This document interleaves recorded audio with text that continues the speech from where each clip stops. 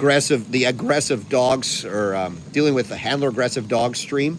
Let me know if the audio is good and we can continue on, because I still got a little cigar to get through here.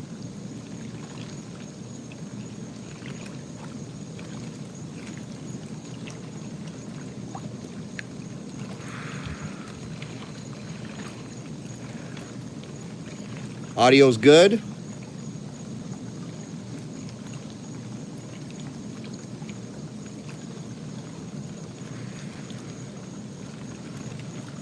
Okay, awesome. You never know, you know, sometimes the stream gets poisoned and like it just never recovers for whatever reason. Yeah, well, I still got some cigar to get through, so I'll keep talking to you guys. All right, so obviously we lost all the last questions, so let me, I guess we're going to be starting from scratch here with these ones. Celtic Canine says, when you hit the e-collar for punishment, when you want your dog to avoid something, let's say eating horse poop, do you go so high that he yelps? I mean, the goal is avoidance. Well, Celtic Canine, I would say this. If your goal is punishment, you know what punishment is, right? You have to decide, am I going to negatively reinforce an alternate behavior, or am I going to truly punish this target behavior, right? So if you're going to negatively reinforce an alternate behavior, then you don't generally have to go that high. You just have to go high enough that it bothers the dog enough that they leave off whatever it is that they're doing and they cycle into an alternate behavior. But if you truly want to punish and create real avoidance, so I'm not going to talk about horse poop. Let me talk about snake avoidance, okay? Because that's like life and death. So if I have a dog that, let's say, like to go after rattlesnakes, right? If I had a dog that liked to go after rattlesnakes, that's a life and death situation. And I don't want to force the dog into an alternate behavior. I want to literally make the dog afraid of rattlesnakes. I want to make sure that anytime he smells, sees, or hears a rattlesnake, he's going to avoid it. So what I'm going to do is I'm going to present the stimulus of the snake, and I'm going to pair the sight, the sound, and the odor of the snake with an extremely aversive experience. Now, should that aversive experience be halfway on the e-collar? Should that aversive experience be, you know, I don't know, 60 out of 100? No. There's life and death. I'm truly trying to punish the dog for the behavior of going after the snake. I'm truly trying to create real avoidance around that thing. I'm giving him maximum on the collar, and I'm doing it for a few seconds. I'm making a really aversive experience around the snake, right? Because literally the snake will kill him. So short-term pain, long-term gain. But I'm doing this so that the dog really understands that there is no context or contingency of the snake that you should be non-avoidant of. Avoid it all. Get the freaking hell away from that snake, right? So I hope that answers your question. I'm not saying, by the way, that you should do that for horse poop. I don't think that's nearly on the same order of problem, but yeah.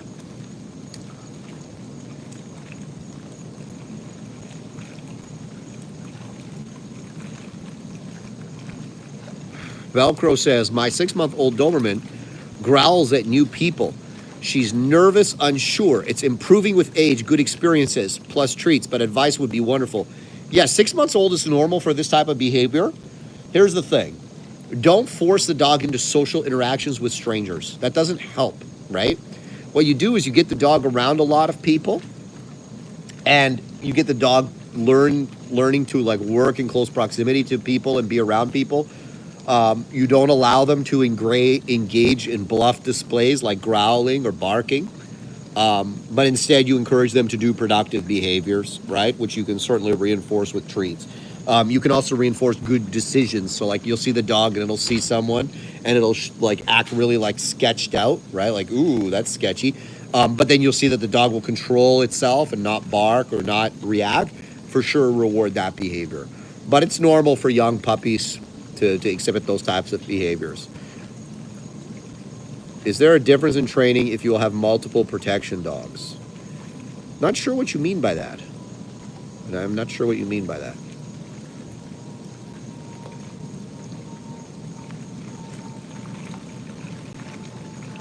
Charlene says, my Mal will go get attention from a few people he accepts and then growl when they stop. He asks to be pet again, not dominant. Thoughts? No. I don't. I mean, it depends. There's growling and then there's growling. There's growling like, and there's growling where it's like, right?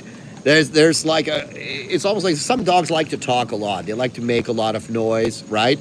And then there are some dogs where they're like, it's a clear threat. So if the dog's going up to people and then threatening them, that's certainly not something that you should allow them to continue to do. But if it's just kind of like the dog's been doing it for a long time, the behavior's never escalated, it's just kind of how he talks, that's fine, you know. Patty Cake says, I don't know if your videos have made me a better handler or mom.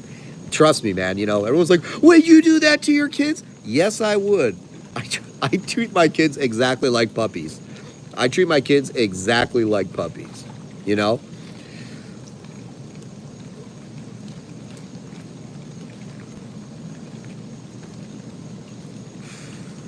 Peter Nelson says, hey, Has, if a dog had lower confidence but is still drivey, stock dog or protection, that can be built up, or will it always be there? It depends what you mean. You know what I mean? Depends what you mean. Like, is it just a general lack of confidence? Well, then that will always be there to some degree. Is the dog 6 months old or is the dog 2 years old? There's a lot of variables there, right?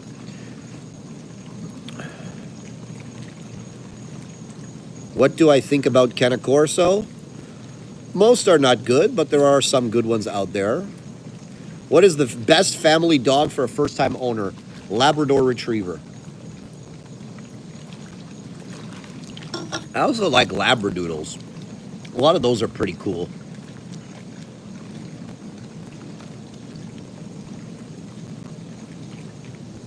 Brad Wood says, is a 4-year-old Shepherd too old to start track training? No, definitely not. Whoa, what happened here? Okay. Lup says, hey, I really appreciate your answer to my last question. Should I try to start with the best puppy I can get my hands on, or just from any breeder that has a puppy available? Well, what do you think? What do you think? Do you think you should just get a random puppy, or do you think if you're serious about engaging in protection dog sport, that you should probably try to go to a notable breeder in that space and get a puppy, you know, that is likely to be successful at that? My canine training, I have a Belgian Malinois. He is okay with some dogs, but he can go crazy and try to get to some dogs, some small dogs, or small dogs make him worse. Yeah, well, definitely don't let him get around small dogs, right? Another one of these psychopaths. Remove. Give me a second here. Boom. Okay.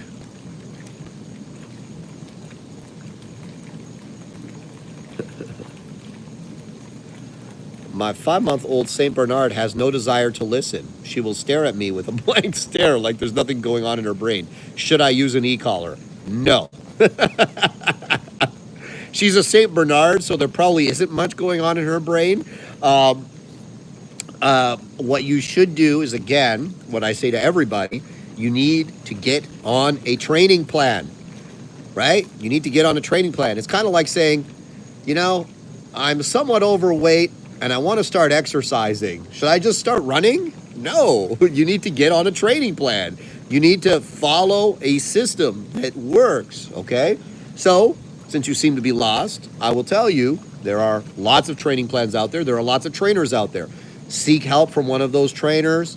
There are online trainings available. I offer online training, which you can see at shieldcanineonline.com. Or if there's a trainer in your area that has proven success doing what it is that they do, and they're not a cookie pusher, by all means, go see them.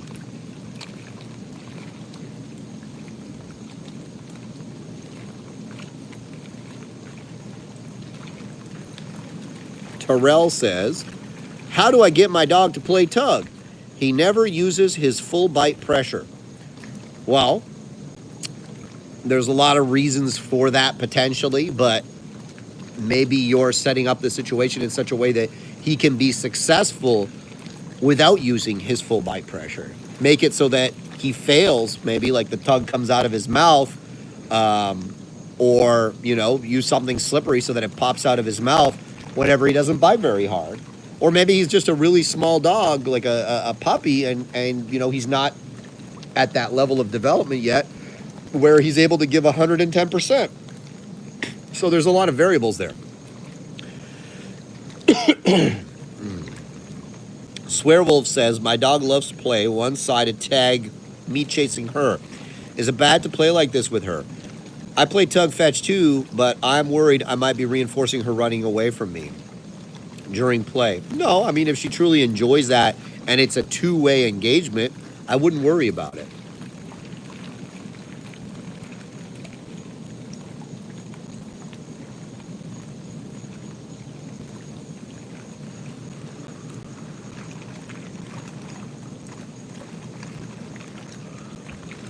No, I have not, actually. Whoa. Sorry, guys. Okay. Alex says, have you ever had a dog that gets aggressive when they have to shit? I have never seen that, Alex. That's a new one for me. Anthro says, is this a live or a repeat? No, this is live. I am here right now. If you're watching this at like 10 p.m. Eastern Standard Time on February 13th, I am no longer here. But right now, I am here.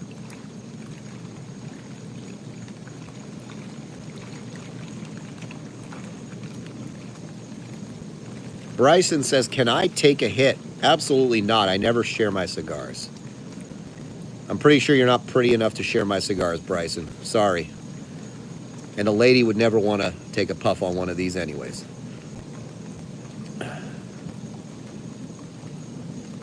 All right, let's see.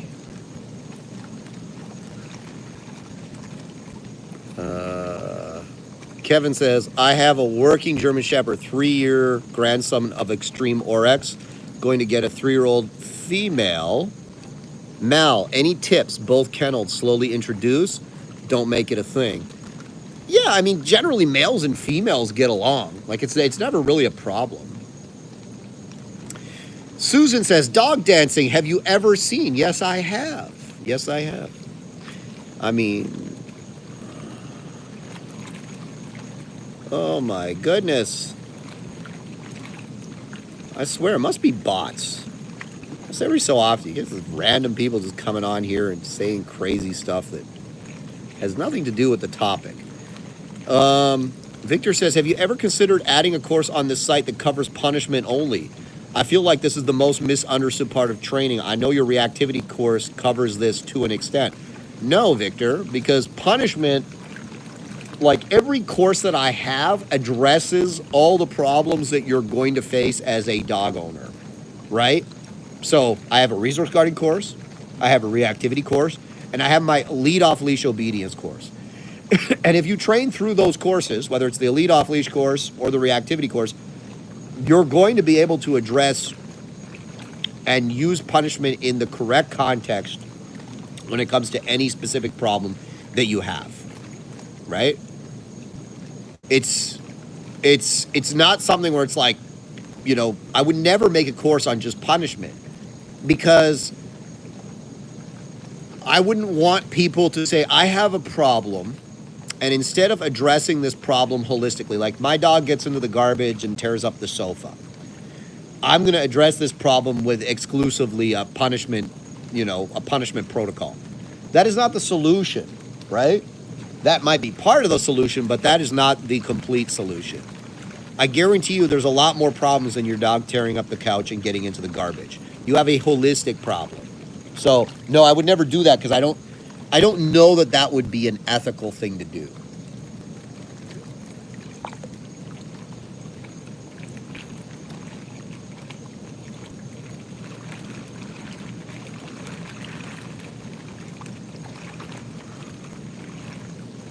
What do you think of Rotties as family dogs?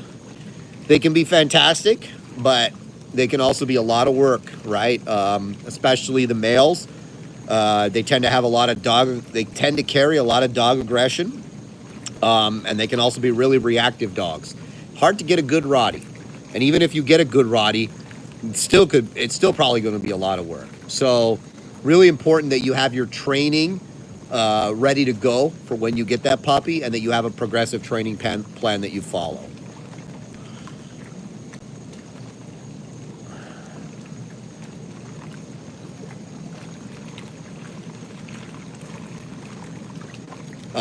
What did we say here? We got Darkstep says, any tips on how to desensitize a dog to loud noises? What he perceives as fireworks sometimes shuts down, sometimes goes into flight. Yes.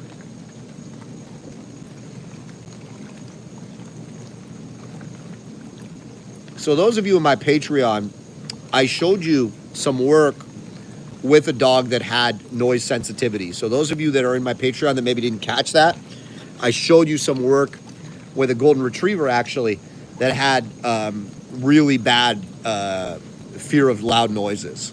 So I showed you some of the work with that dog. You must get rid of the flight response.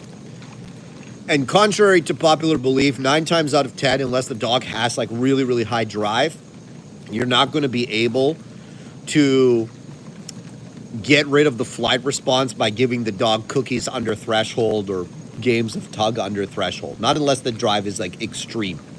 What you're going to have to do is you're going to have to counter condition the flight response in the dog, right? Because like, think about it, stimulus response, right? That's how dogs think. So the dog hears a pop or a bang, the dog immediately goes into flight mode, whether they're in the house or out with you. So the first thing you have to do is you have to pressure the flight. So when the dog goes to run, I apply pressure on the running until the dog stops running and the dog either comes back to me, or if the dog is on a place, the dog stays on the place. And I counter condition that flight response until the dog understands that running is never the response, never the appropriate response to the stimulus of the loud noise.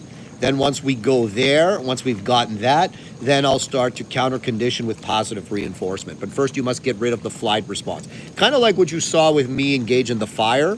Like when we went to the fire and he went into full avoidance on that big bonfire, right?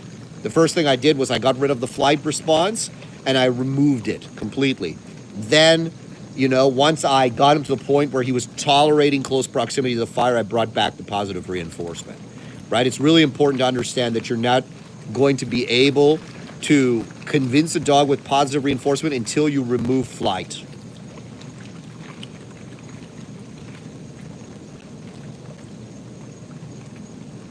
What is the average age you retire an IGP dog? Man, for me, it's when the dog can no longer safely do the work. So if the dog develops like an injury, which many athletes, dog athletes and human athletes do, that make it dangerous for the dog to continue the work, then it's a retirement. Or if I just see that like the dog is just not physically able to continue the work, right? It's not a specific age, you know. German Shepherds, usually they're done by around 8-9 years old.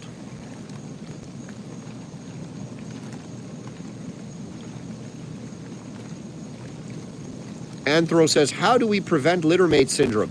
You stop allowing your dog to satisfy their have high levels of arousal and satisfy that arousal with the other dog, right? So if you get 2 young dogs around the same age, what you'll find is they love playing really intensely with one another, to the point that they'll ignore everything else and everyone else, and they'll just do it constantly because it's addictive. Kind of like small kids that like Chuck E. Cheese, you know, they run around screaming all the time and playing with each other, because the high level of arousal, the constant rush of dopamine that they're getting becomes addictive. And they'll do it for hours and hours and hours, and they'll do it every day over and over and over again, right?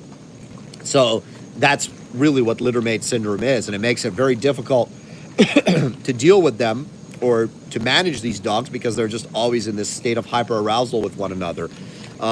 So you don't allow them to do it. So if you've got 2 young dogs around the same age, maybe limit how often they play with each other, and make sure that the primary satisfaction of arousal, and the primary purveyor of dopamine is you, not the other dog.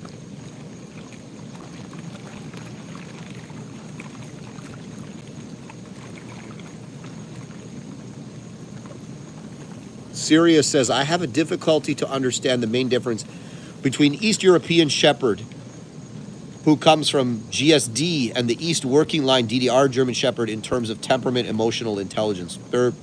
This is all bullshit. Get it out of your mind, right? I've already said this. Every time I see a DDR dog, it is a shit quality working dog, right? Because it was literally designed to sell to suckers on the internet. It's not a thing anymore, right? The Soviet Union is long gone. This idea that there were some... Listen, I don't know why people think like the Soviet Union produced like these like really unique, superior dogs. The Soviet Union really didn't produce anything that was unique or superior, right? That's why the Iron Curtain ultimately fell. It wasn't a good way of doing things, okay? But anyways, this is all long gone. These lines really, for the most part, no longer exist, right? The Iron Curtain fell. The mystery went away. These dogs were observed by people that actually worked dogs in the time, and they were found to, there were individuals within that breed that were found to be good, and they were bred into the milieu that is the working line German Shepherd in today's day and age. There is no one who is a high-level competitor. There is no one who is, a trainer of police dogs, a trainer of competition dogs that is concerned about DDR or East European or whatever. They're not concerned with the locality of the working line German Shepherd. They are only concerned with proven lines, okay? And it has nothing to do with the locality of the dogs. In Europe, you can literally, in a few hours, drive from country to country.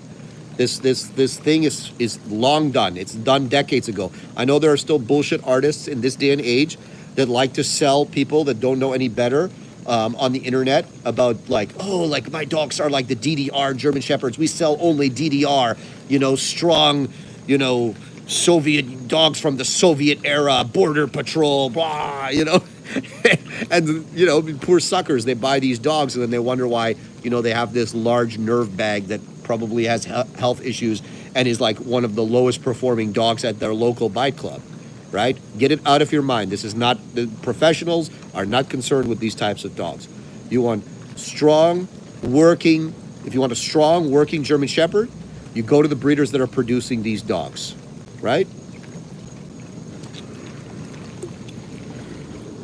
Anonymous says, when do German Shepherds settle down from their puppy behaviors? 3 to 4 years? If you're talking like, my dog is crazy and he's a pain in the ass to live with, no. No, because you don't have an age problem, you have a management problem. Your dog should be easy to live with, from 6 months onwards. If he's difficult to live with, there's a problem from a management perspective.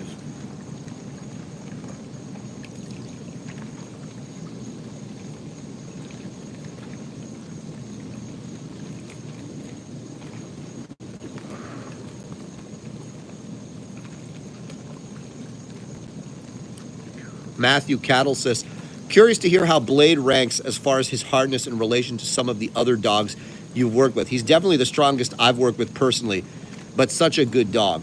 Yeah, Blade was a black German Shepherd that I sold to Matthew. Blade was a bit of an asshole. So he was enough of an asshole, Matthew, that I couldn't sell him to like your average family that knows nothing about dogs, because he would walk all over them and, do whatever it is he wanted. He wasn't like ridiculous. He wasn't like really bad, okay? I would say on a scale of 1 to 10, Blade was a solid 6. Being that 5, like a 4 would be what I could generally get away with selling to, some families, depending on their levels of competence, right? 5 is on that line, and 6 is, it's a little bit too much. But he wasn't terrible. This is the thing, rank dominance, everybody kind of like looks at it as like this good thing. But man, when you've got a dog that's like an 8 or a 9 or a 10, these are very difficult dogs to live with. These are dogs that have to live in the kennel. These are dogs that it's just, listen, if you're a young guy, it's a good dog. Or if you're a guy that your kids are older and moved out of the house, they're good dogs, but they're not good dogs to have with a family.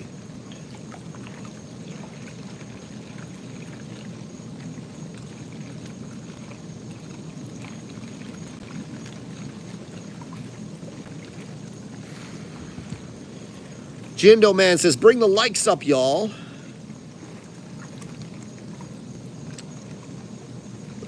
No, Curtis. The Czech program was hyped. And the guy who does the hyping is still around.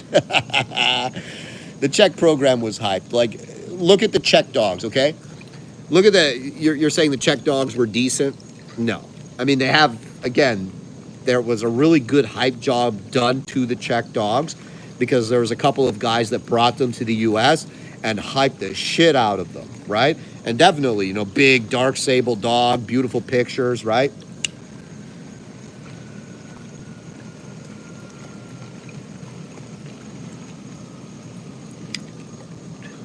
Here's how you know. Go to the Czech team. The Czech team, by the way, the Czech WSV and FCI team, and the Slovak, because remember, Czechoslovakia under the communist era was one country, right?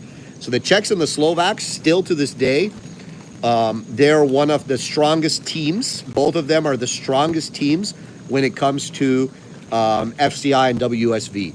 Look at their dogs and look at their dogs' bloodlines and look back.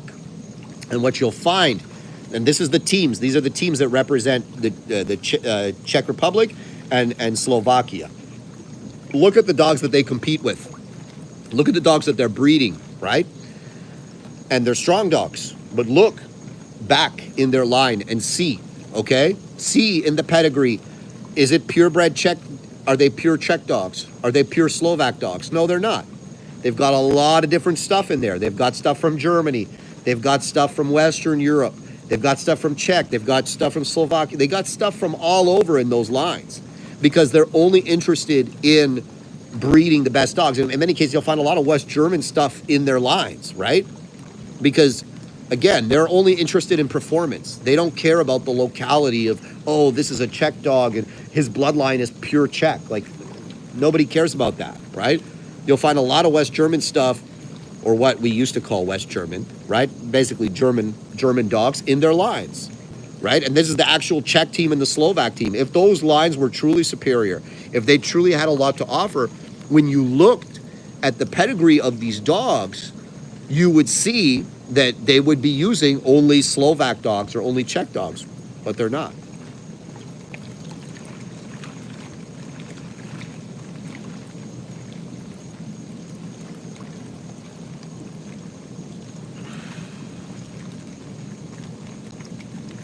All right, let's see. Sabbath says, appreciate all the info you shared. Thanks for the great video. Appreciate you, my friend.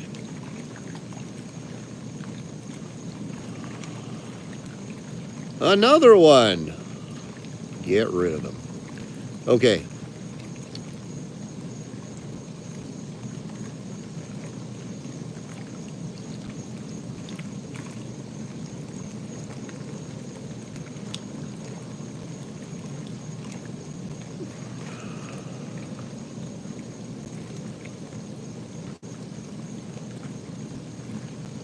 David says, I have 3 Dutchies, one who's 3 years old, and the twin who I purchased from Fresno, California. My challenge is training the twins. My 3-year-old girl wants all the attention. Yeah, man, I mean, if you're going to take that many dogs on, you know, like I said, you got to make sure that they're not self-satisfying with one another. What do you think of, this is from Palma, what do you think of the Boar's Hund dog breed? By Best of Both Worlds Canine, developed by, what? In Ontario? Sounds like a pile of horse shit, to be honest. But, I don't know. Can I build a dog in protection by myself? I can. Can you? Not unless you really know what you're doing. Onyx says, when does your USA location open and where? I know you want to. I don't know, man. I really don't know. Like, we'll see. We'll see. We'll see.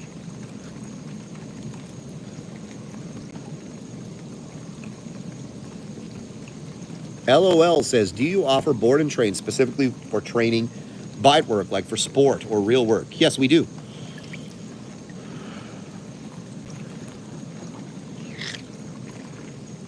Jeez. Okay. Chris says, my German Shepherd likes to knock my toddler down to steal their food. Is punishment the way to address the behavior? Yes, but I would also look at how you're living with the dog and what situation, is allowing the dog to get to that point. Like if it's a young dog, like why is it just kind of loose in your house while your toddler is like running around with food? Like for me, like that's a management issue just as much as it is, oh, maybe I need to punish him. Maybe I need to punish him for that behavior.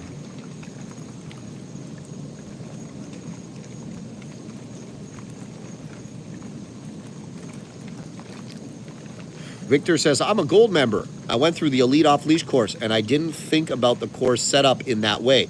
Regarding punishment, you're 100% correct. There you go, Victor.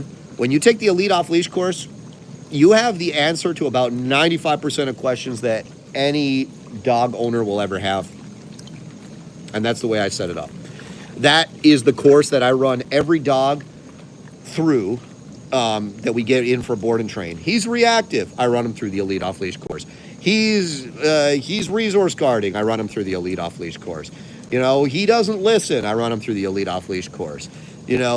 Whatever the problem is, I run him through the Elite Off-Leash course because I get 95% of the problems fixed through that. And then if there's some selective work that I have to do on specific issues afterwards, I do it. And the reason why the Elite Off-Leash course is what I run every dog through is because, including my sport dogs, by the way, is because it creates, like I've said before, the ladder of compliance, right? Compliance is a muscle. It's kind of like sales, right?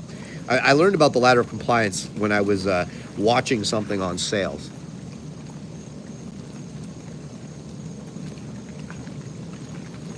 Fundamentally, the way sales work, it depends on the levels that we're talking about and what you're selling. But fundamentally, the game is to get someone to say yes as many times as you can before you try and close them, right? Yes, yes, yes, yes. And you basically ask them questions and you make statements to them that they can't help but agree with. Yes, yes, yes, yes. And then when you really get to the final statement that you really want them to agree with, which is to buy your shit, they say yes. Well, guess what? That's what the Elite Off-Leash course is with your dog, right? We're creating a ladder of compliance that also happen to be really important things, right? Like, hey, you need to lie down and hold it down no matter what's going on. Someone rides a bike past you, the answer is you stay in the down. Another dog is barking at you and you're in a down, guess what? The answer is you stay in a down. I call you to come. There's a bunny running in the opposite direction. The answer is you come to me, right? No matter what's going on, you come to me. I tell you to walk next to me, with or without a leash. The answer is yes, right? I tell you to come. The answer is yes. I tell you to go to place. The answer is yes. Whatever I tell you to do, the answer is yes. So now, when something comes up that I need you to not do, and I say, hey, don't do that, the answer is yes, right? I create a ladder of compliance, and I teach the dogs impulse control across a variety of spectrums, right? So think about heeling off leash. People, oh, why do you heel? I don't even need my dog to heel off leash. Well, I do, because I want that level of compliance where the dog says yes to me. There's a crowd of people walking in the opposite direction. We're walking this way. You're off leash next to me. What is the answer? The answer is yes. If the answer is yes in that circumstance, think of all the other yeses I'm going to get, right? That's why the Elite Off-Leash Obedience course is so important, because I'm basically teaching the dog to say yes to me no matter what, under any and all situations, whether we're by ourselves on a hiking trail or I'm walking down Las Olas Boulevard in Fort Lauderdale. The answer is always yes.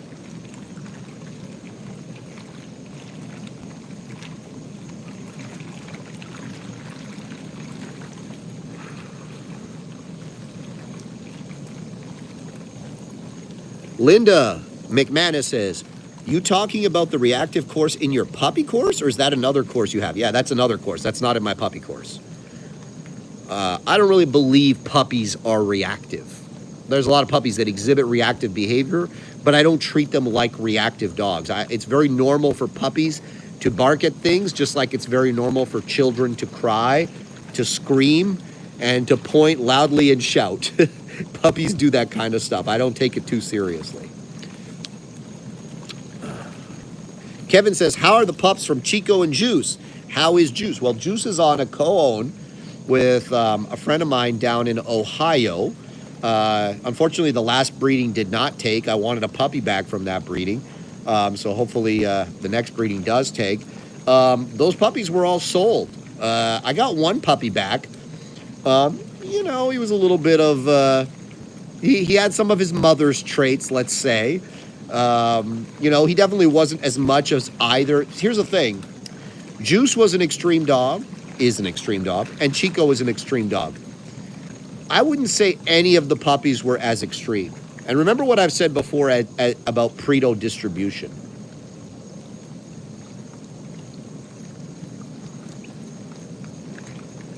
When you have two dogs on extremes, or even one dog on an extreme, and you breed, you're most likely not going to get a bunch of puppies on the same level of extremity. It's just not the way it works. Just like if you have a super genius human being, right?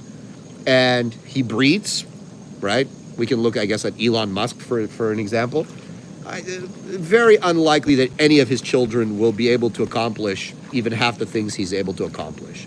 Same thing, you want to look at an athlete. Again, this is something I said in my last live. I don't care how many kids LeBron has. The chances that he's able to, you know, the chances that any of them are even close to the level of skill that he is able to exhibit as a basketball player, very unlikely, right? That's the thing with the Pareto distribution. Extremes are not easy to duplicate. Otherwise, they would not be extreme.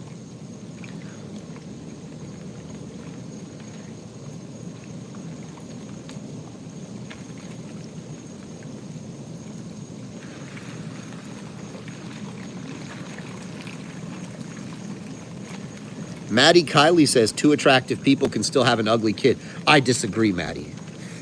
No, it's very true. The thing is, though, looks is the easiest thing to breed. Looks is the easiest thing to breed. That's why you see, like, you know, obviously, look, breeding, like the quickest thing that you can change in your breeding is appearance. Size, pigmentation, you know, shape. Whether it's humans or animals, the quickest thing that you can change is actually the appearance. It's the internal workings of the dog or the human that are the hardest things to duplicate.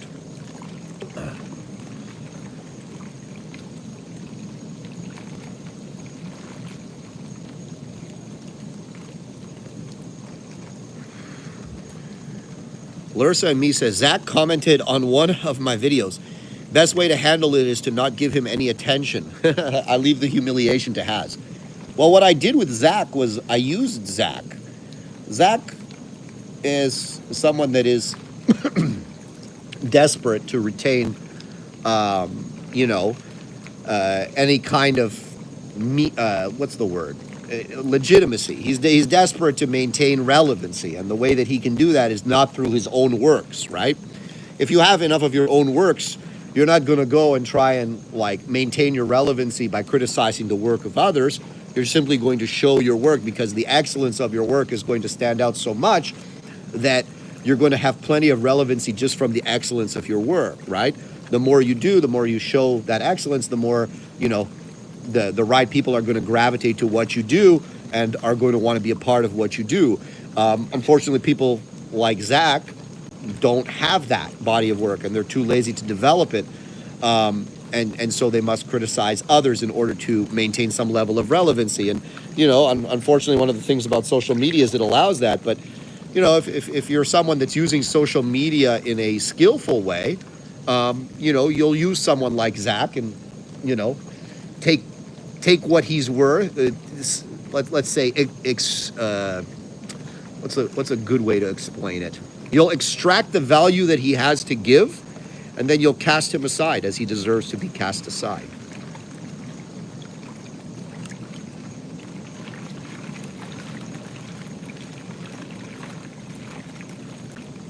Christina Klein says, are you still offering the Facebook page of Elite membership?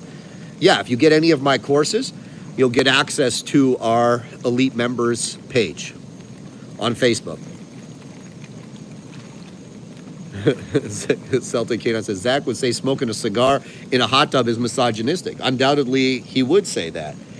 But, you know, my advice to Zach is this, as I've said before, you know, as much as I extracted value from him because he deserves it, because he's a cowardly bully, I think if he engaged in hard physical exercise, got off any SSRIs or recreational drugs that he's using, and maybe got involved in some sort of martial art that, you know, physically and mentally tested him, you know, I think he'd be a lot happier as an individual. But, you know, I'm sure he won't do any of those things.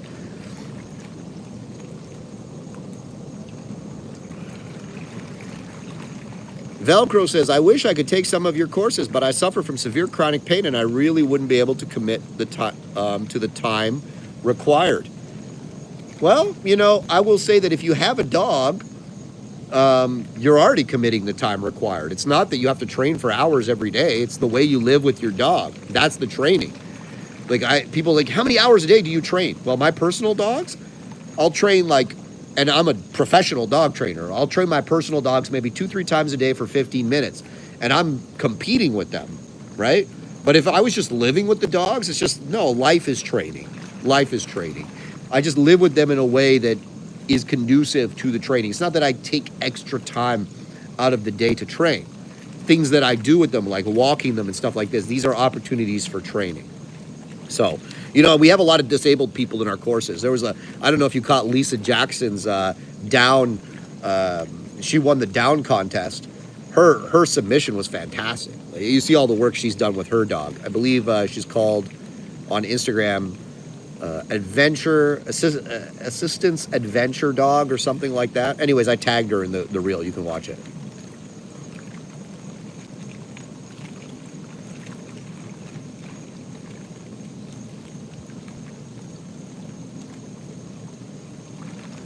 Tar Heel Ariel says, do you ever train presses? Yeah, I used to breed presses, and I trained a whole hell of a lot of them. I had a personal pressa named Beast Debunking. I imported him from Romania as a puppy, and I fully trained that dog. Ended up selling him. I believe now he's with a big pressa breeder down in Georgia, I think, called SoCal Pressa or something like that. No, not SoCal Pressa. Sorry, that's not what he's called. He's like a really big pressa breeder down in Georgia. He has a really nice facility. Anyways, he's down there with him. But yeah, I have a lot of experience with presses. Too much experience with presses, if anything. A lot of people are like, oh, train another breed other than a German Shepherd. I'm like, have you been on my YouTube channel? Like, I've got tons of other breeds. I've trained Caucasian Ovcharkas, Pressa Canarios, Mastiffs of all kinds, Doodles, Bulldogs, you name it, I've trained it, you know, and my team trains them constantly. Like, believe me, like, it would be nice for sure if all we got was German Shepherds, but that's not the reality. You know, my business, we train every dog. And that's one thing I say, you know, that's how you can tell a training system is good or not. People are always like, oh, this training system is only good for this type of dog or that type of dog. My training system is good for any type of dog, right? Fearful, confident, strong, weak, aggressive, right? Friendly, doesn't matter. Because it speaks to the fundamentals of how dogs learn, think, and communicate. And it gives all the dogs impulse control. It builds resilience and sensitivity, right? That is the fundamental components of good dog training. And it should not change depending on, you know, the breed or the individual type of dog. You know, a good system is a good system, and it should be broadly applied. If it's not a good system, then yeah, for sure. You know, there's like, yeah, it only works with this type of dog or that type of dog.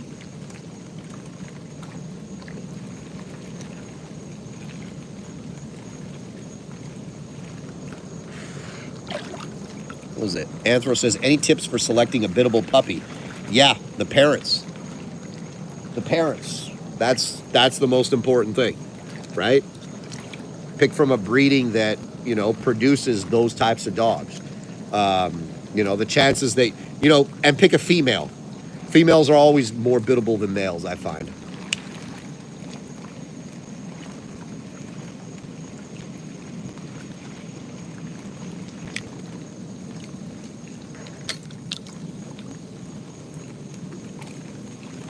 Aaron says, a lead off leash course handle behavioral issues. My Malinois losing its mind at the TV and eating heavy corrections. Well, yeah, you know, because is all you're doing just correcting your Malinois for losing his mind at the TV? You know, the elite off leash course. If your dog's doing everything the right way in the elite off leash course, I would very much doubt that he's still doing that. And if he's eating heavy corrections, then maybe they're not as heavy as you think they are. And maybe the type of correction you're doing, right, is not productive for him.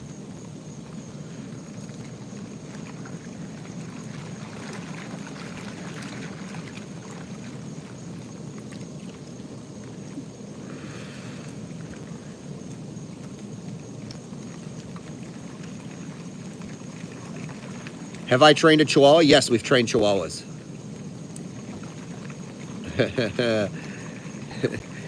Jess Val says, you seem so happy in the States. Time to pack. I'll tell you what, the United States, I'll say this. The United States, I feel, and this is a strong statement, is where I belong. Not in all parts of the United States, that's for sure. But there are some parts of the United States where I go through and I look around and I'm like, these are my people. I agree with like 90% of what these people believe in, right? I can't say there's very many parts of Canada that I've ever felt that way in. So, you know, is there a future where I might end up living in the United States? It's quite possible. And I'm certainly open to that. But, you know, it has to make sense. I have a family. I have small children. You know, obviously I have a thriving business in Canada, which I truly enjoy. So, you know, there's all those things to think about. But I do appreciate certain parts of the United States quite a bit. And I really do like a lot of the people. I like the mindset. Not in all parts, but in some parts. And that's the great thing about the United States is there's a lot of like differences. Like you can go to different parts and get like a completely different culture and a different way of life. Whereas Canada, you know, people want to pretend it's super different. I mean, I guess Quebec is really different, but for the most part, for me, like I've been all across Canada from one end to the other, and there's certainly certain areas that I appreciate, like the geographically, weather, so on and so forth. But you know, there's never really been a culture where I'm like, yeah, these are my people. Like I really like appreciate the way, you know, I appreciate the politics and so on and so on. I can't say that for Canada, unfortunately. And yes, I have trained a Chihuahua, and I've lived with Chihuahuas, so.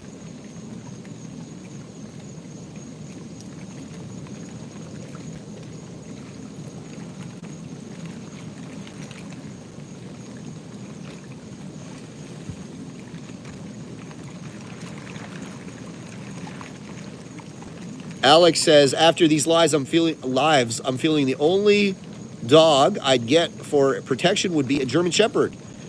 If I had a huge fenced rural area, I like the Fila too. I don't like the Fila. Every Fila I've ever seen was a Nerf bag. If I had a huge fenced area that I wanted to protect, I'd get a Caucasian Shepherd. Those things are cool.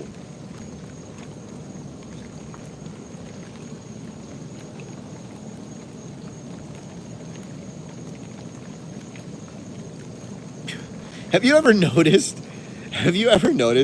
too, like, you know, anytime I'll post like a video of like, you know, myself just like walking my dog in a functional heel down the street or something, there's always like 100 people, oh, my dog does that, I do that, I can do that, and I didn't use any pain. I just used love and cookies and my bond and my trust. But there's never like, and then you click on their profile, And there's like not a single video of them training, or if they're training, they're like in a field and you have to like use binoculars to like see anybody in the distance, you know? And it's like, it's just, that's the problem with the internet. Like so many people just lie on the internet, you know? And that's the thing with the internet. It's like, you really have to be careful. The problem with it, the great thing about the internet is it gives us this ability to share our thoughts and our opinions and our experiences instantaneously. But it's like drinking from a fire hose, you know? Like there's a lot of bad stuff in there with the good stuff, you know? So I'm like, yeah, go do it. Oh, you can do it? Great. Go out there and walk your dog, you know, in a busy urban area with no leash and talk about your ideas on training, and people will appreciate it and people will believe you and people will follow you.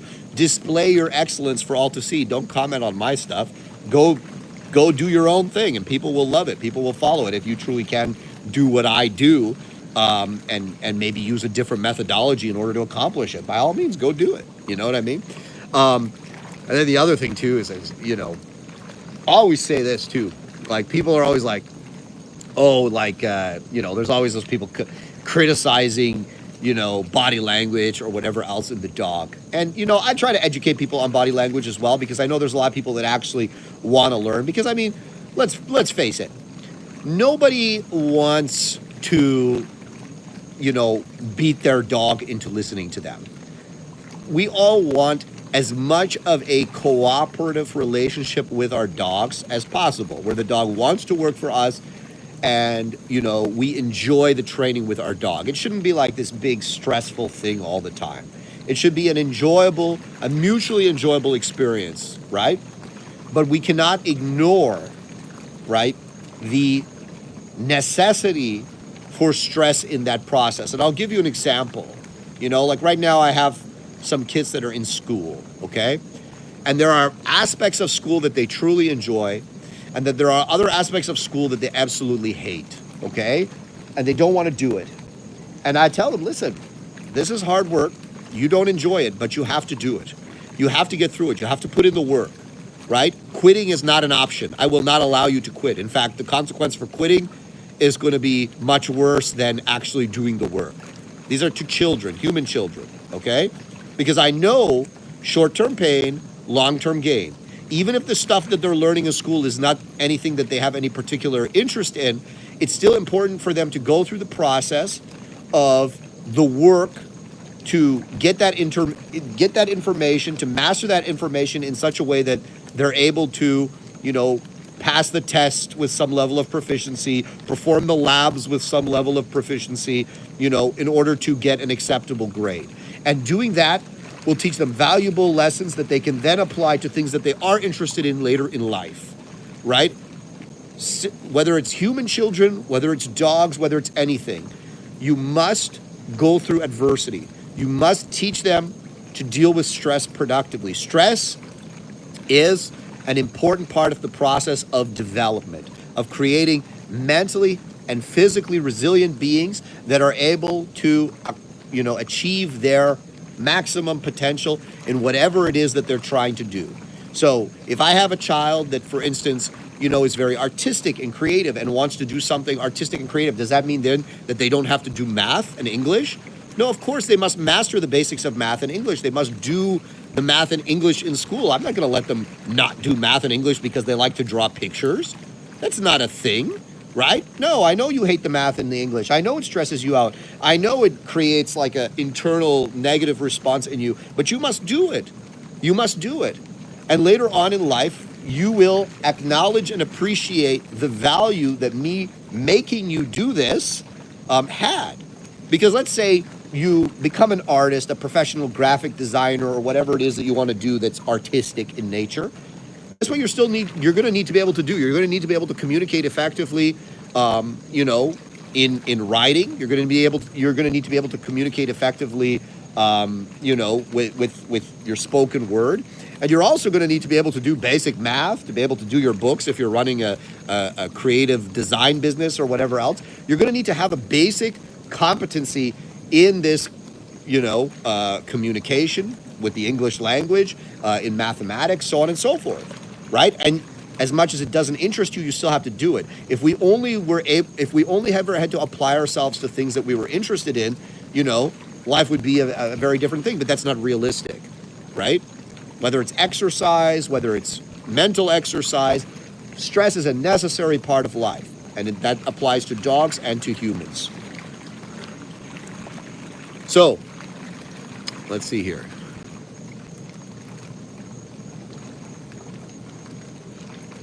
Swearwolf says, I'm a storyboard artist for Marvel Studios. Can confirm about communication being super important. Awesome. Yeah, I have a couple of, I have twin daughters that are 18 years old, had them young. And one of them is a graphic, she's like in school for graphic design. Hates English and math, but guess what? In high school, I said, listen, girl, you better not fail. You better not fail. You are going to work.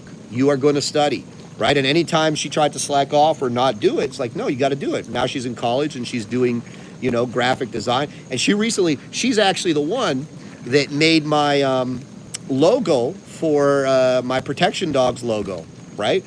And she made it. She did a fantastic job.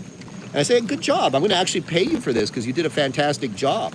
And I really appreciate the work that you put in here, right? But that's because she also learned that she had to do the work that she didn't enjoy, right? And it's the same with dogs.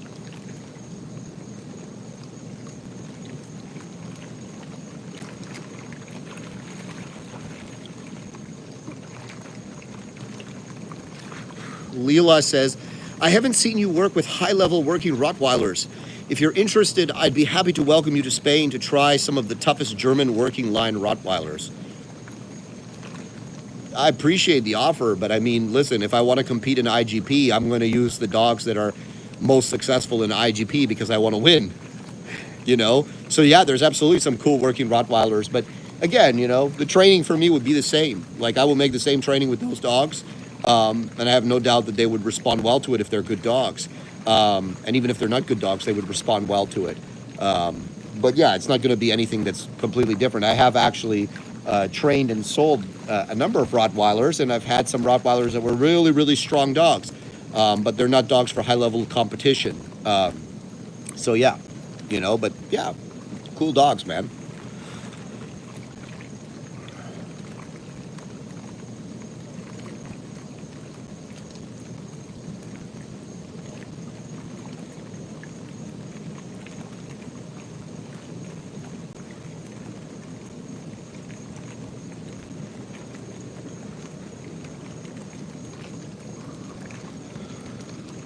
MR Motagedi. Hey, Haz Reza here from Alberta, Iranian Kurdish.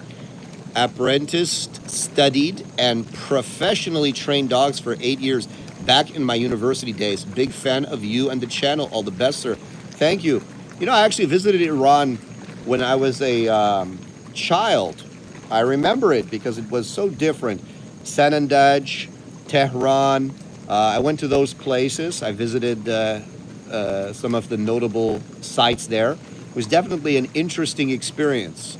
So yeah, I was actually there in the, what was it, early to mid 90s, I believe.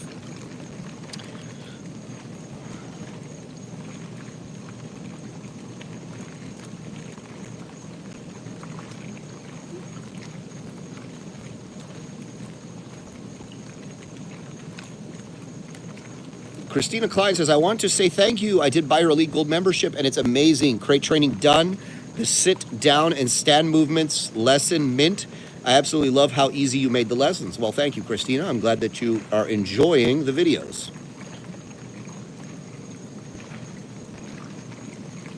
David Santana says, I told my kids going to school is their job, and they are an A student day one, and I pay for A's. Exactly. Celtic Canine says, what can I do if my dog shows signs of gender dysphoria? Oh, I found a course at Zach's. I hope you're joking.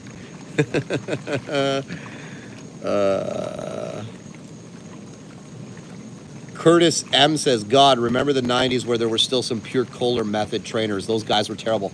Don't forget, Curtis, Kohler was like cutting edge, man, in those days. He was cutting edge in those days.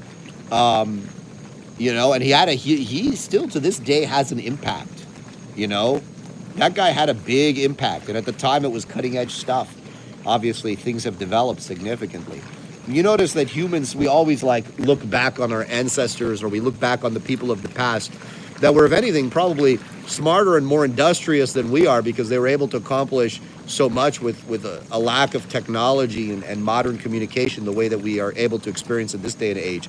We look back at them as if they're like backward and stupid, and we judge them, and it's like, you probably wouldn't be able to, you take somebody from this day and age and you put them back in those times, and they probably would never be able to accomplish even a fraction of what those people accomplished. I look back at them and I marvel at what they were able to do with so little. But yeah. Zach says, any advice for training a German Shepherd from a wheelchair for protection? Yeah, you need to go and get with a trainer that knows what they're doing. And they should be able to set you up with the right tools and the right training to get you going. It's not something I would try on my own, with or without a wheelchair. Hold on, someone says, Tar Heel Areas, what sets you apart from other good trainers? Why should we pick you over others? Don't pick me. Go pick others. I never sell myself, right? I'm just me. I show you what I do. I tell you what I think. If it's for you, it's for you. And if it's not, it's not. I don't convince anybody. Go train with somebody else.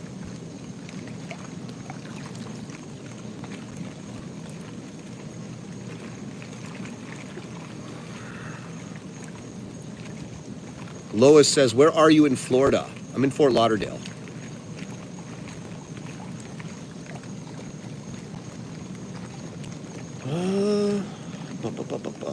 What else we got?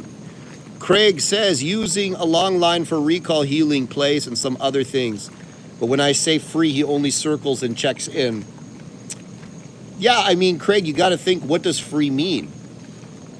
Free means for him, like, oh, maybe you're going to let me loose for a couple of seconds and then you're going to call me back again, right?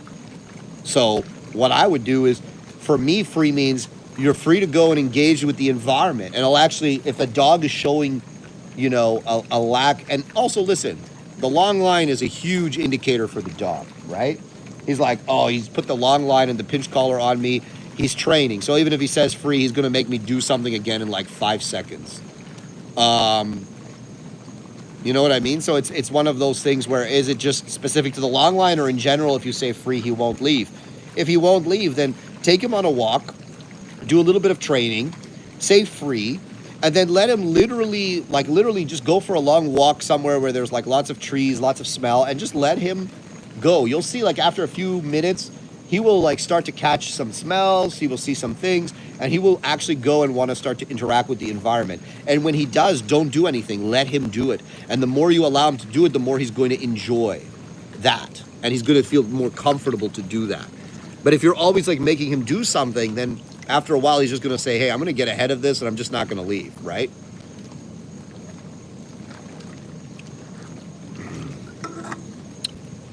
Dogs and guns. Now, that's a hell of a handle. Love that has best response. Well, that's the true response, right? The fundamental reality is if that individual wants to go and train with somebody else, it's not going to change my life in any capacity. And even if he wants to train with me, it's not going to fundamentally change my life. But I don't believe that people, should. I don't believe you should like trick people or like convince people to work with you. I think you should just share like what you're doing, and if it jives with that person's mindset, if they see what you're doing and they say, hey, I want those outcomes that you have, then they're going to want to work with you. And if they don't want those outcomes, and if the way that you communicate and the way that you are does not, jive with who they are, then they're not going to want to work with you. And that's good. You don't want to work with people that aren't aligned with your vision, right? My job, right, as being who I am, I view my job as I need to communicate who I am, what I think, and what outcomes I create. Like, I need to communicate that. Like, these are the outcomes that I create, right? Whether it's on the sport field, whether it's in day-to-day life with dogs. My job is to communicate those outcomes to people, and my job is to communicate my philosophy and mindset. And the right people are going to find that. If I was pretending to be something I was not, I would start to attract people that we're not aligned with what it is that I'm doing. So it's super important to be authentic to who you are and what you do, right? And I think the second you start getting into like trying to hard sell people on what you do, you're gonna end up with a lot of the wrong type of people, and you're gonna end up with a lot of dissatisfied people. So Christina says, is it theoretically possible to do both IGP and PSA with one dog? Yes, it is, but you won't be particularly good at either of them.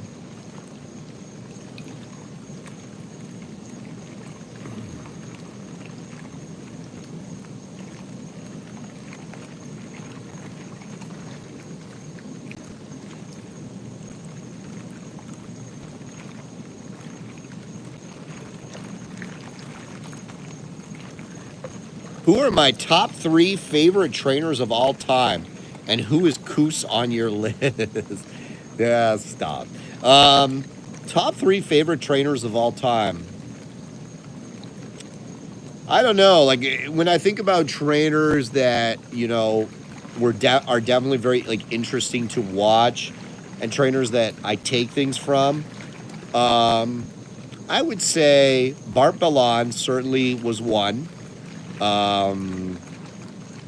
And by the way, I've never been to a Bart Ballon seminar. I have been to a seminar on his philosophy from one of his disciples. Bart Ballon, let me think, who else? Back in the day when I was starting, one of the few trainers that like actually had like DVDs and stuff out there was Michael Ellis. I think he's like one of the go-tos for everybody. And then there was another trainer that I actually learned a lot from, Don Sullivan, bird dog guy. I found his stuff super interesting. Thoughts on using older dogs to help train the next generation? I don't really do that. I know some people do. How do I feel about inbreeding? I feel good about it.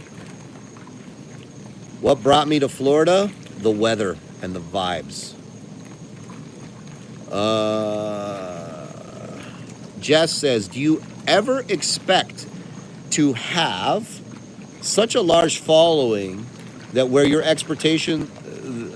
were your expectations when starting Shield Canine? Watching your business grow over the years is fascinating. I don't think I'll ever actually have a huge following. I'm too authentic.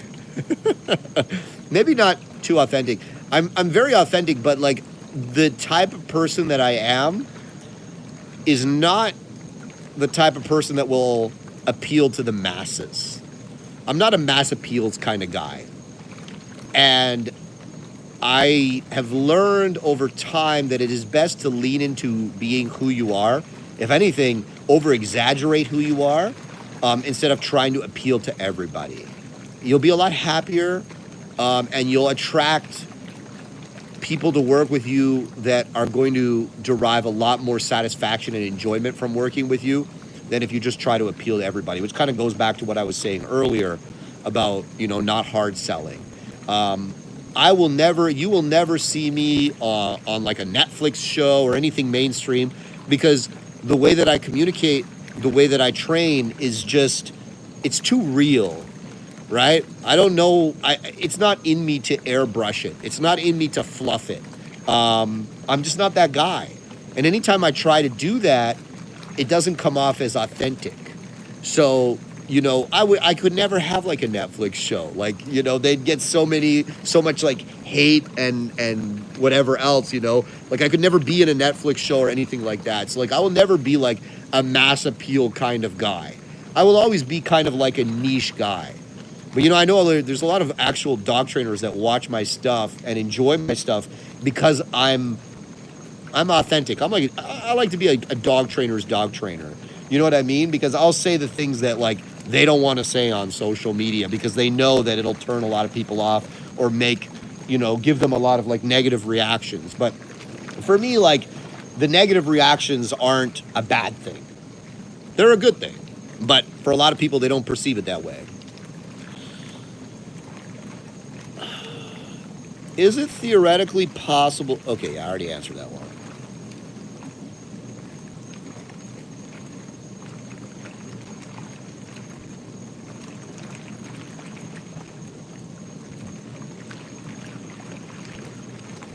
Do I have any tips on how to become a decoy? Yes. I would say when you're becoming a decoy, first you need to understand. For me, I'm a systems guy. A lot of decoys go to decoy seminars, and what they end up doing is basically just like a lot of calisthenics. That doesn't really teach you much other than maybe like mechanically how to move to like competently catch and drive a dog, so on and so forth. And that's fine. But for me, that didn't really help. I was able to kind of grasp all of that from simply watching videos and then imitating them over and over and over again. For me, the big thing was understanding how to actually develop a dog from zero to hero, how to fix a grip problem, how to fix a confidence issue, how to fix a stick issue, how to make a dog faster, how to make a dog bite better, how to make a dog commit more. Like all of these types of things, that comes from truly understanding the drives and the theory behind the practice. I'm a big systems guy. I need to understand the theory behind the practice, and then I'll go and implement the practice, and I'll get good at that. So like I always say, like to people, like if you want to do decoy work with me and stuff, like I'm not the most athletic guy out there. I'll never like be able to do that, like that super athletic, super fast stuff, but I don't need to be able to do it, right? I'll still be able to develop a dog to a high level of proficiency in protection work or on the sport competition field because I understand how they work on the inside. And I'll do what it takes to actually develop the dog and get the dog to the point where it can go and meet an athletic guy that, an athletic helper, an athletic decoy, and perform really well there. Those guys, I find like a lot of decoys are primarily what I would call, I put them in the athletic category. They can competently maybe catch a dog, drive a dog, and do the basic exercises of their given sport, but they don't really understand how to develop a dog, and they don't have the experience to fix problems, so on and so forth, right? Maximize performance. So how do I deal with dog jealousy? To clarify, my two dogs always want my attention, but don't want my attention to go to the other. Well, it's like food, man. Attention is a resource. You got to manage it, right? I don't just give my dogs free access to me all the time where they're like just always up on me and I'm always having to engage with them and pet with them. No. You guys go away. And if I want to engage with you, I'll allow you to come and engage with me. But I'm not just like, yeah, you can be on me and access me whenever you want. Where is Chico? Chico's in the dog trailer right now. He's about 50 feet in that direction over there.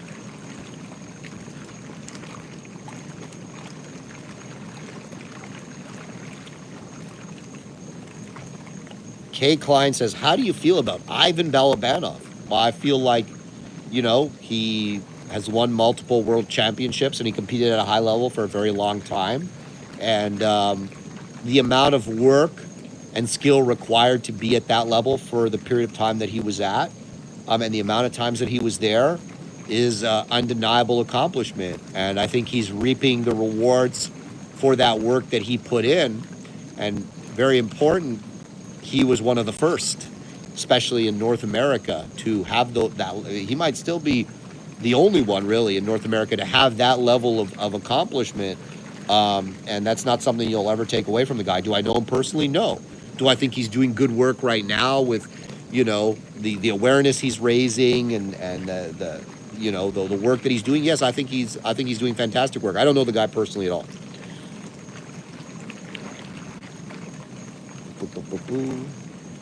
Have I ever trained with Christine Kisser? No, but I've met her a number of times. She seemed like a nice lady. Kevin, how can I find a PSA group near me? I'm in Northeast Pennsylvania. Google is your friend. Amjad says, I like your system. Well, I appreciate that. Lursa and me says, I find the bigger balanced trainers often hide and fluff up what they do instead of being blunt like you. Yes, they do. They do. And, at the end of the day, I don't know. I mean, we'll see how it all works out in the end. They might end up making more money than me and, having more, I guess, online success, but I'm comfortable with that.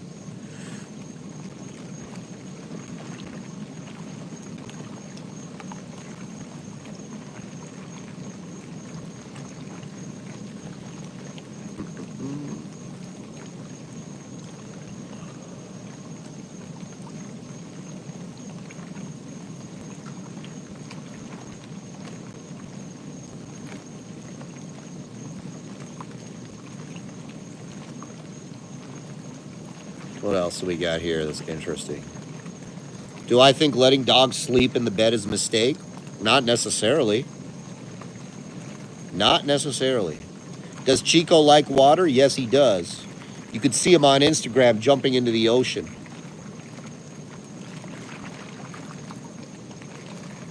Yeah, Chico's definitely appreciating all this special attention he's getting here. Yeah, there's definitely a lot of people with issues jumping on every so often. I'm really curious, people that come in here and they say crazy stuff. I'm like 99% sure it's like bots. Because they all kind of say like the same stuff. They'll say something like really inappropriate or just like weird or random. And I very much doubt it's just random people jumping onto a dog trainer's stream. Would you ever do other courses like agility or dock diving? Agility, no, just because I have zero interest in agility.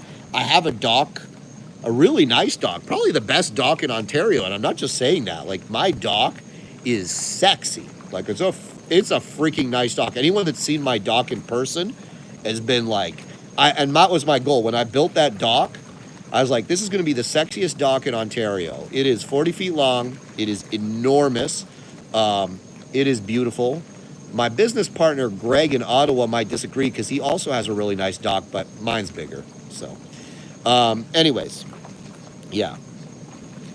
I'll probably do a dock diving one.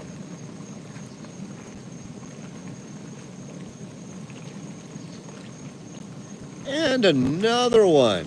Another one.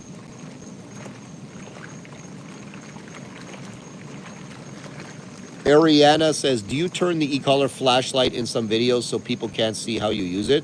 No, I turn the e-collar flashlight on because I think it's cool when you have like 3 boxes on the dog and like the lights on. It looks like he looks like an off-road vehicle with like the bright LED lights on his neck, you know? And I do it too because like I know it's gonna like drive people crazy and blah, blah, blah. So it's like, I like kind of, people that are like driven crazy by the e-collar, those are the kind of people I want to drive crazy. It's kind of like putting wood on the fire, You got to build the fire up a little bit.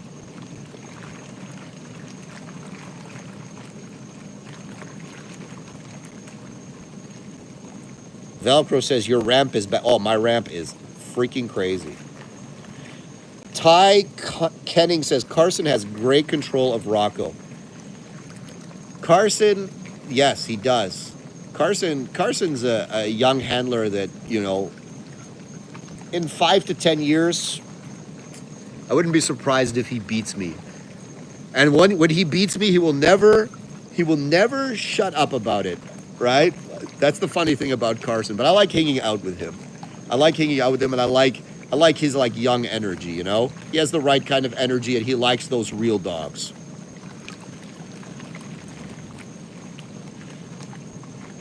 I'm going to breed to Rocco too.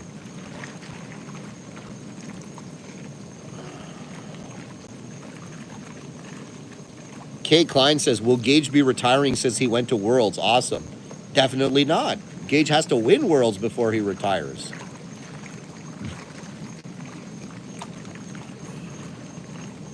Rachel says, are you a prune yet?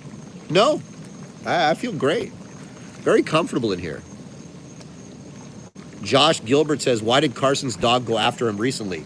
Carson's dog has gone after him on numerous occasions. You guys might not be aware of that, but it's certainly happened on numerous occasions. He's that kind of dog. He went through like 5 handlers before he ended up with Carson.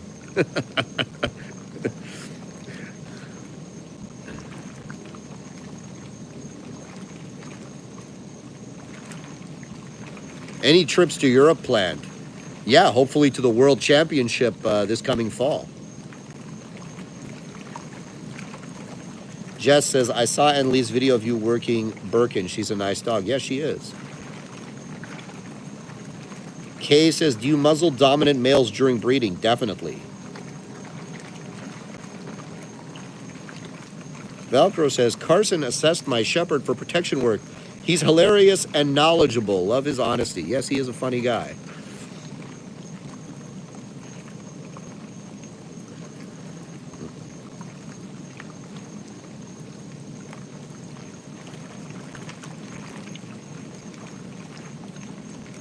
What do I think of giant schnauzers for family protection? If you can get a good one, it can definitely work.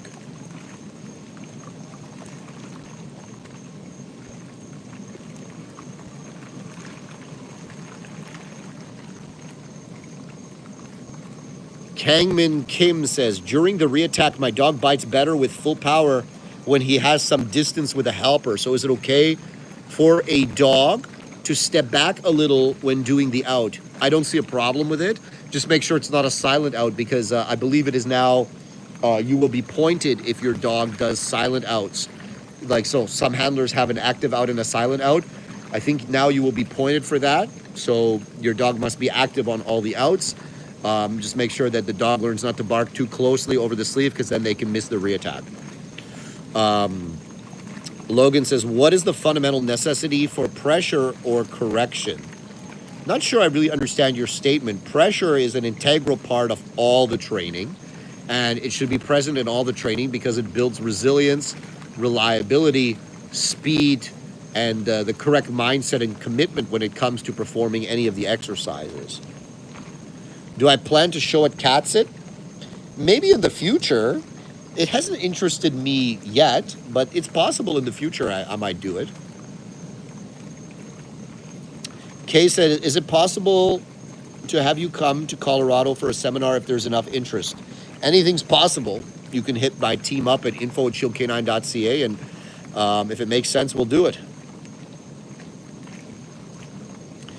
Do my trainers or staff ever get hurt with super high drive dogs that we train?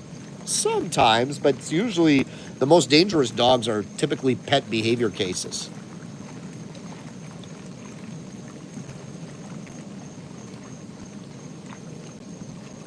Kevin says, will you give a shout out to my wife for letting me bring a Mal home? I'm very into working dogs and want to do PSA. Just let her know I appreciate it. Her name is Courtney. Not appreciated. If not, appreciate. Oh, okay. Courtney, thank you for allowing Kevin to take his Malinois home and to, finally be a man with a real working dog and allow him to engage in the sport of PSA. And hopefully one day he's able to really become a man and engage in the sport of IGP. But that's a level of manliness you may not be prepared for, Courtney. So just be aware of that. Hopefully that's good enough, Kevin. Do I have a favorite breed of small dog? Frenchies.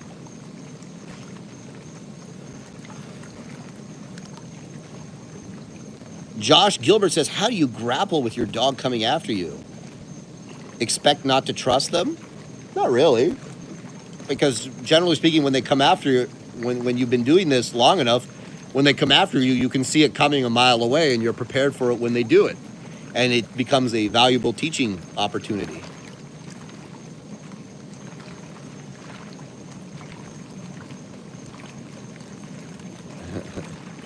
Velcro says, any chance of heating the pool for humans until summer sun heats it up? We might heat it. I'm not sure.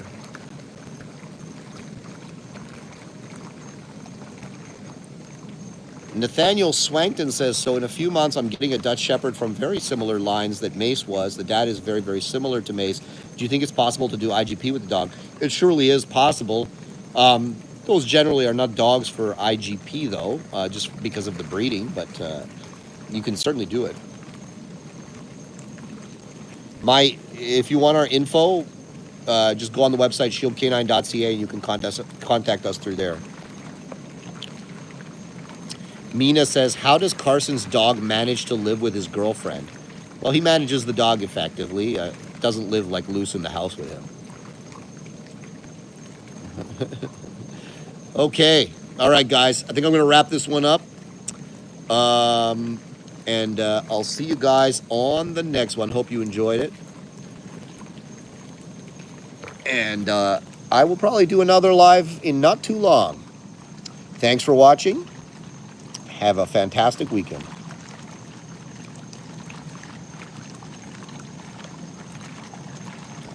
Uh-oh. The X button isn't working. It's probably because it got wet. There you go.